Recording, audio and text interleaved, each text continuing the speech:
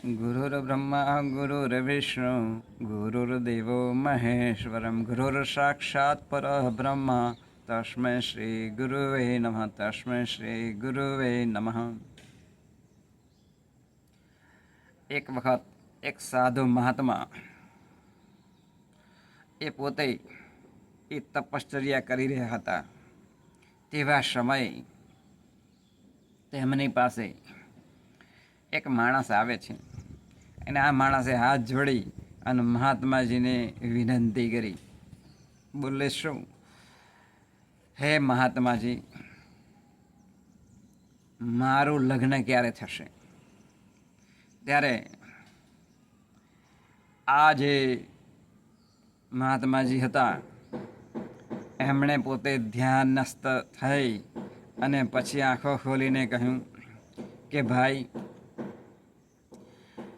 તારું લગ્ન જ્યારે થશે નક્કી તે વખતે બીજા દિવસે તારું મોત થશે, એટલે કે ફાંસી તને આપવામાં આવશે। બોલે એમ? તો કે હા। એટલે રાત્રે લગ્ન નક્કી થશે અને સવારે તને ફાંસી આપવામાં આવશે। એટલે પેલો જે વ્યક્તિ હતો એ પોતે અચંબાની અંદર પડી ગયો, વિચારવા લાગ્યો કે મારું ભવિષ્ય આવું હશે। એટલે એ જે વ્યક્તિ હતો એ પોતે ચોર હતો।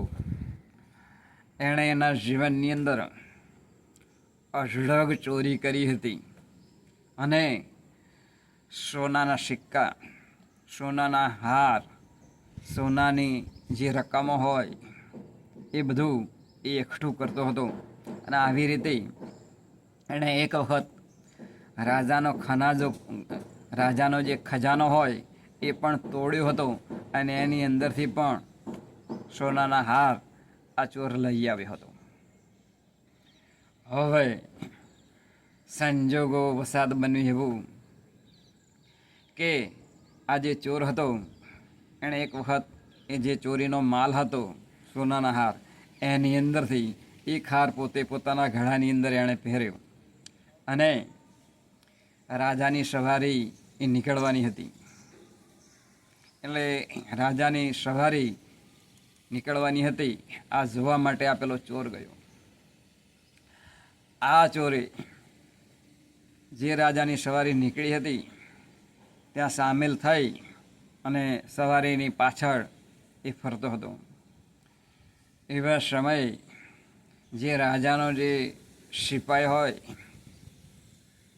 એ રાજાના સિપાઈએ જોયું પેલા ચોર હતો એના ગળાની અંદર જે હાર હતો એની અંદર, તો એ હારની અંદર છાપ પાડેલી હતી। આ છાપ ઉપરથી આ સિપાઈ ઓળખી ગયો કે ખરેખર તો આ રાજાના મુખારવિંદની આકૃતિ છે, એટલે આ હાર રાજાનો હોવો જોઈએ।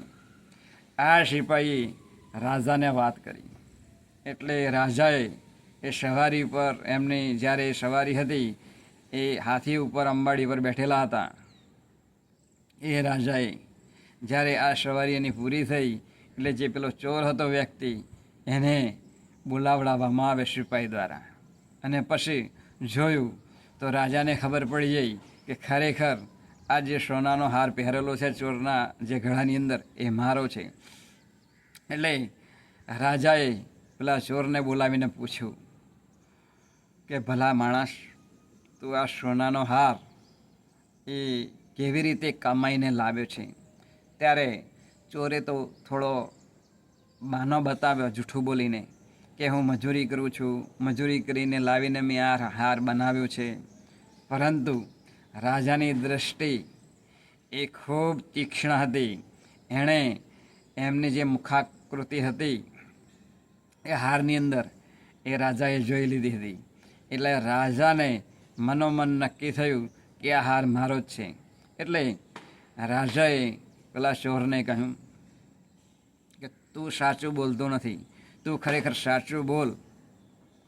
એટલે ચોરે તો ફરીથી પણ એ બાનાબાજી કરવા માંડે અને જૂઠું બોલવા લાગ્યો। એટલે આ જે રાજા હતા એમણે સિપાહીઓને કહ્યું કે આ વ્યક્તિ જે છે એ ખરેખર ચોર છે અને એને કાલે ફાંસી આપવામાં આવશે. આમ કહ્યું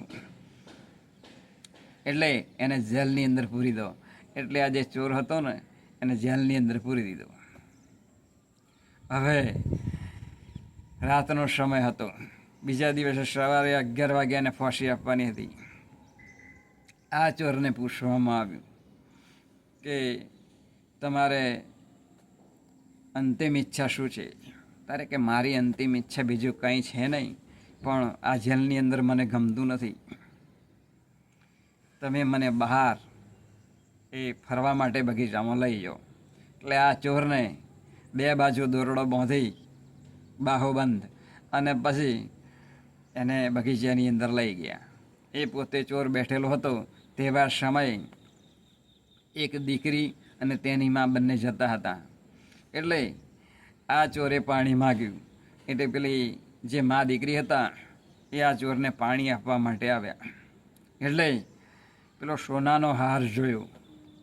એટલે પેલા બેને વાત કરી કે તમે કોણ છો તે? એટલે પેલા ભાઈએ વાત કરી કે હું ચોર છું અને મેં ઘણું બધું ધન એકઠું કર્યું છે.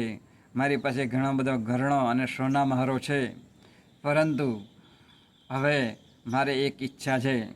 ચોર કહે છે. બોલે શું?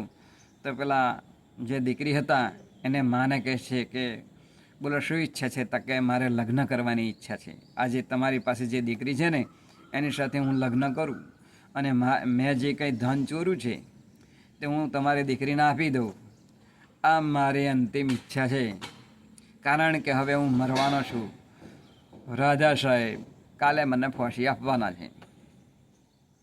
જે મહાત્માજીએ કહ્યું હતું તે પ્રમાણેની રીતિ થઈ. અને આ બાજુ આ ચોર સાથે પેલા માજી પેલા બેન જે હતા એમની દીકરી સાથે લગ્ન નક્કી કરાવે છે. અને બીજા દિવસે આ ચોરને ફાંસીએ લટકાવી દેવામાં આવે છે. અને દીકરી સાથે જે લગ્ન નક્કી કરેલા એ લગ્ન કરવા પણ રહ્યા નહીં. જે કંઈ ધન હતું ચોરીનું, જે લૂંટફાટનું, એ બધું જ પેલી દીકરીને સમર્પણ કરવામાં આવ્યું. આ મૂળ દૃષ્ટાંત દ્વારા સિદ્ધાંત સમજવાનો છે કે વ્યક્તિની અંતિમ ઈચ્છા એ પોતે પોતાના જીવનકાળ દરમિયાન એ ચોરે અતિશય પાપ કર્યું હતું, તો એ પાપના કારણે એ પોતે તો વાપરી ના શક્યો. અને એ જે ધન હતું એ પોતે લગ્ન કરવાની ઈચ્છાથી ભેગું કર્યું હતું, તે પોતે લગ્ન પણ કરી શક્યો નહીં અને પોતે એ મોતને હવાલે થયો.